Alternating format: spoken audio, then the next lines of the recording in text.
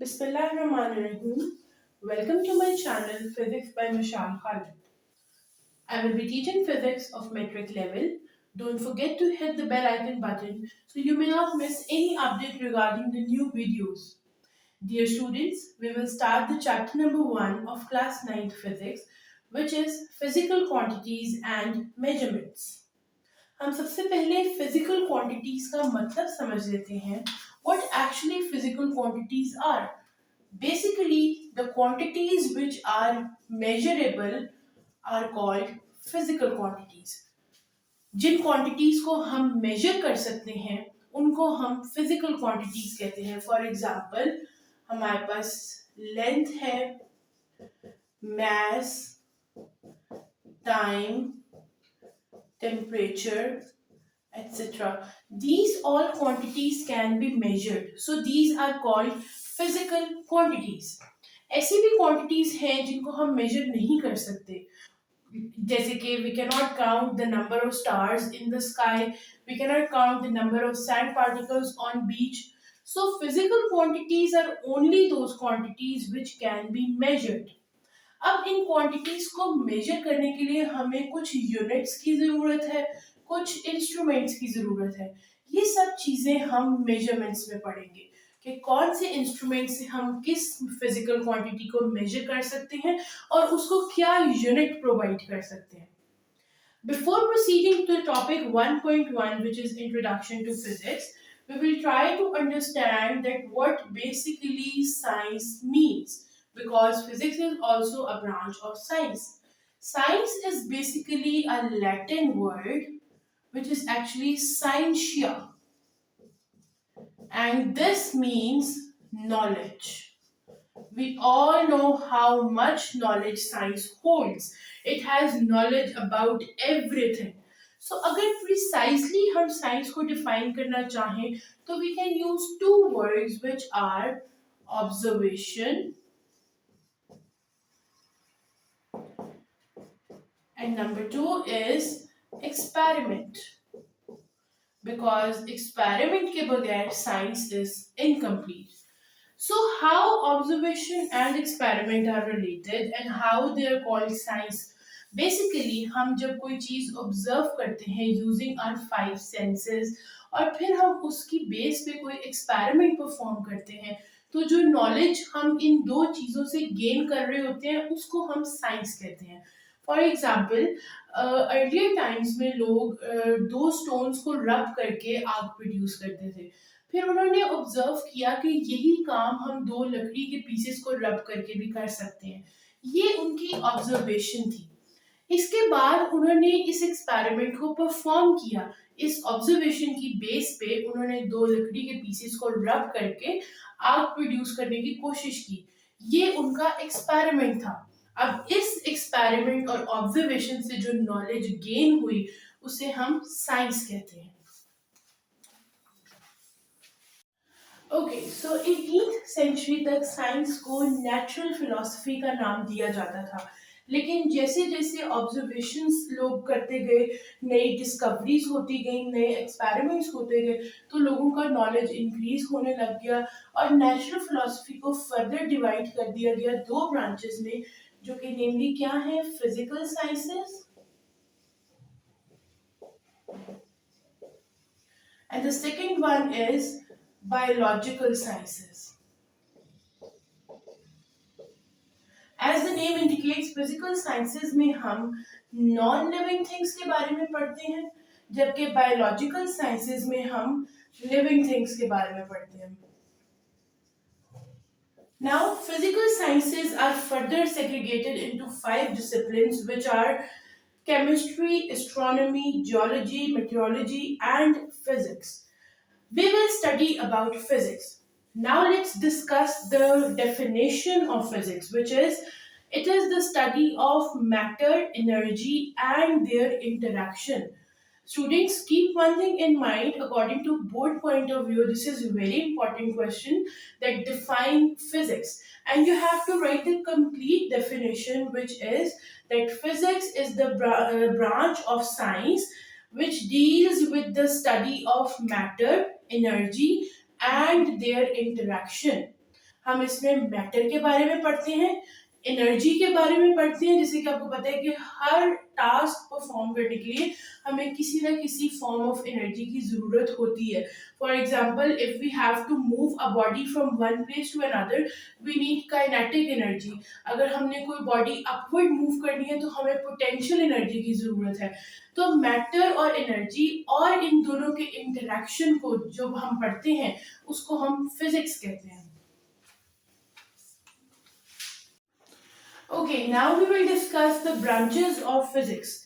Study तो हमने matter और एनर्जी को ही करना है, बट उनको भी फर्दर कैटेगराइज कर दिया गया, ब्रांचेस बना दी गई। For example, the very first branch of physics is mechanics.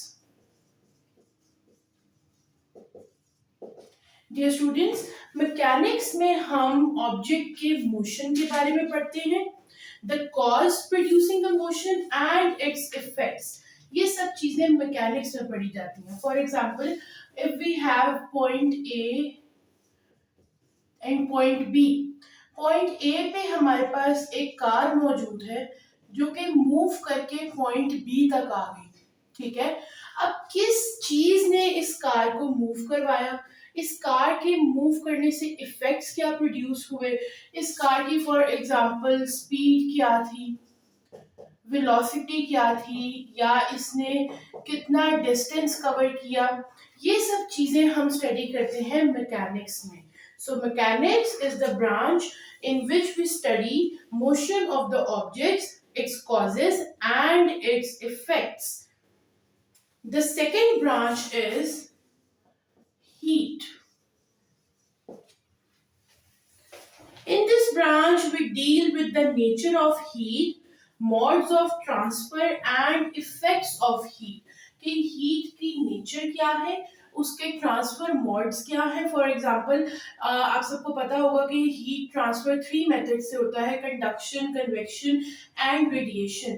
तो ये सारे मेथड्स ऑफ ट्रांसफर और इन सब ट्रांसफर से क्या इफेक्ट्स प्रोड्यूस होते हैं, ये सब चीजें हम हीट में पढ़ते हैं। The third branch is sound. It deals with the physical aspects of sound waves, their production, properties and application. हम इसमें साउंड के बारे में पढ़ते हैं कि साउंड किस तरह प्रोड्यूस होती है, क्या चीज है जो साउंड को प्रोड्यूस करती है और फिर उसे खत्म भी करती है।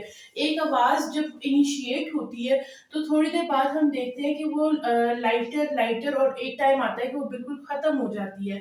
अगर साउंड फिनिश ना हो तो हर वक्त हमें यूनिवर्स से आवाजें ही आती रहें जो कि एक डिस्टर्बेंस क्रिएट करेंगी। फिर साउंड की प्रोडक्शन के लिए क्या क्या चीजें जरूरी हैं। फॉर एग्जाम्पल, एक मीडियम का होना जरूरी है। Without the medium sound waves can not travel from one point two another point. For example, अभी जब मैं बोल रही हूँ और आपको मेरी आवाज जो है सुनाई दे रही है, वो किस तरह दे रही है, बिकॉज एक मीडियम मौजूद है जिसको हम एयर कहते हैं। एयर के जरिए मेरी साउंड वेव्स ट्रेवल करके एक पॉइंट से दूसरे पॉइंट तक जा रही हैं। तो ये सब चीजें कि किस तरह साउंड प्रोड्यूस होती है और इसकी प्रॉपर्टीज क्या हैं, एप्लीकेशंस क्या हैं, ये सब चीजें हम साउंड में पढ़ते हैं। The fourth branch is light, which is also called optics. In this branch, we study the physical aspects of light, its properties, working and use of optical instruments. तमाम ऑप्टिकल इंस्ट्रूमेंट्स का use, light की properties, light किस किस तरह की होती है, ये सब चीजें हम इसमें पढ़ते हैं लाइट में। Fifth one is electricity and magnetism. Okay, in this branch we study charges at rest and in motion, their effects and their relationship with magnetism. अच्छा, जैसे आपको पता है कि पेंट करने के लिए हम पेंट ब्रश का यूज करते हैं। You all might know that when the cars are painted, तो वो एक बारीक सी नोजल होती है जिससे स्प्रे पेंट निकलता है और पूरी कार को पेंट किया जाता है। अब उसमें हम रिलेट कर सकते हैं इस ब्रांच के साथ जो कि चार्जेस के साथ डील करती है। होता क्या है कि फॉर एग्जाम्पल कार पे नेगेटिव चार्ज होता है और फिर उस स्प्रे पेंट को पॉजिटिव चार्ज प्रोवाइड किया जाता है, जो कि जब स्प्रे होता है तो वो कार पे जाके स्टिक कर जाता है। In this way the whole car is painted.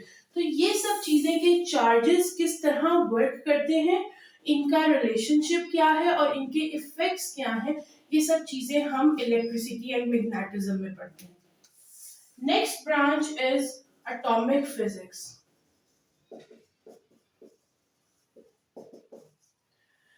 It is the study of structure and properties of atom as the name indicates. Atomic physics में हम atom के structure के बारे में पढ़ते हैं और उसकी properties के बारे में पढ़ते हैं। The next one is nuclear physics. Okay, in nuclear physics we deal with the properties and behavior of nuclei and the particles within the nuclei. आपको पता होगा कि न्यूक्लियस में प्रोटॉन्स और न्यूट्रॉन्स हैं, लेकिन यहाँ पे बात खत्म नहीं होती। प्रोटॉन्स और न्यूट्रॉन्स के अलावा उसमें मजीद सब पार्टिकल्स मौजूद होते हैं। तो उन तमाम पार्टिकल्स को स्टडी करने के लिए हम जिस ब्रांच को ऑप्ट करते हैं वो न्यूक्लियर फिजिक्स है। Let me clear one thing. These two branches are very important in the viewpoint of people because many times ये question appear हो चुका है कि define atomic and nuclear physics। तो तमाम ब्रांचेस ही इम्पॉर्टेंट हैं, बट अगर हम पास्ट पेपर्स की निस्बत से बात करें तो ये क्वेश्चन बहुत दफा अपीयर हो चुका है जिसमें आपको डिफाइन करना होता है एटॉमिक और न्यूक्लियर फिजिक्स को। Next one is plasma physics. Students, आप सबको पता होगा कि plasma fourth state of matter है।